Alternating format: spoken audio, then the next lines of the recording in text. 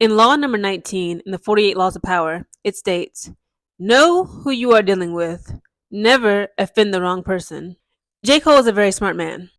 J. Cole is a wise, intelligent man. Even though many people are clowning him, even though myself, I also clowned him when he decided to jump on stage and apologize to Kendrick Lamar and apologize to the crowd and the entire world for actually clapping back at Kendrick Lamar, responding to his diss verse, responding to Kendrick Lamar's diss towards him, saying, fuck the big three, it's just Big Me. And J. Cole said, nah, he hit him with the 7-minute drill. And then he decided to apologize when he dropped Might Delete Later. Should have been entitled Might Apologize Later. But you know what? J. Cole is somewhere sipping green tea, practicing hot yoga, playing with his sons, chilling with his family, practicing self-care. He possibly could be right now enjoying a candlelight bubble bath. What J. Cole is not doing is having sex allegations put on his name, child predatory allegations put on his name. J. Cole is not having his mansion, his home shot up, and his bodyguard being shot.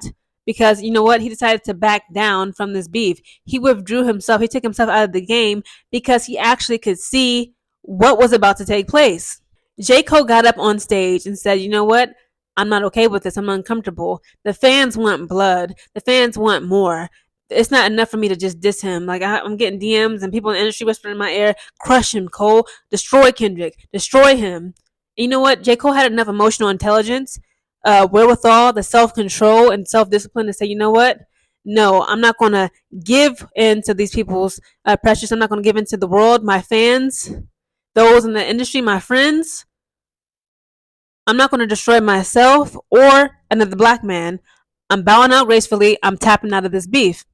In the law of 19, it goes on to assert that there are many different types of people in this world, and you cannot always predict nor control how another individual reacts to you if you do something to that individual.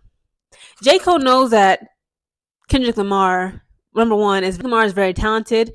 He's an incredible MC. His lyricism speaks for itself. J. Cole is man enough to say, you know what? Let me back down and tap out, bow out gracefully while I still have breath in my body, because this can get ugly. Unfortunately, his rapper peer Drake did not get that same memo. Drake said, hey, you know what? You want to spar? You want to duke it out? We've been beefing on and off again for the past 10 years. I tried to make amends with you. Said, fuck the big three, nigga. It's just Big Me. Okay, let's go. Spar for spar. We're going to duke it out. And Drake is really going through it right now. Drake's home has been targeted for gun violence, and his bodyguard outside of his home has been shot in the chest. Law number 19 in the 48 Laws of Power goes on to say, when you deceive or overachieve or just beat someone at a game, they will seek revenge on you throughout their entire lives. J. Cole also knew this very well. He knew that if he were to continue and not back down after he dropped 7-minute drill, Kendrick Lamar was going to come back with a response. He immediately went out on his own crowd, out to the audience, out on stage.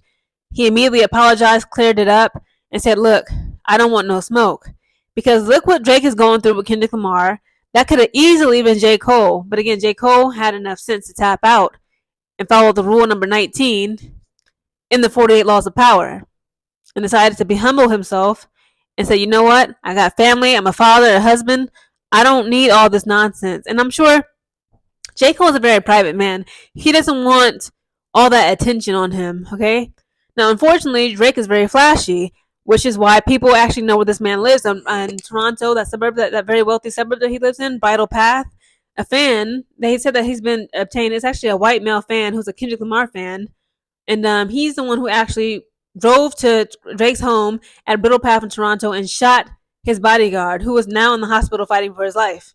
Law number 19 also continues as saying, always choose your victims and opponents very carefully. And you are to never offend or deceive the wrong person, because again, people will seek revenge on you for the rest of their lives. J. Cole understands that Kendrick Lamar would never let that go. He had to apologize. Again, this has been law number 19 of the 48 Laws of Power. Know who you are dealing with. Be very careful who you offend or deceive.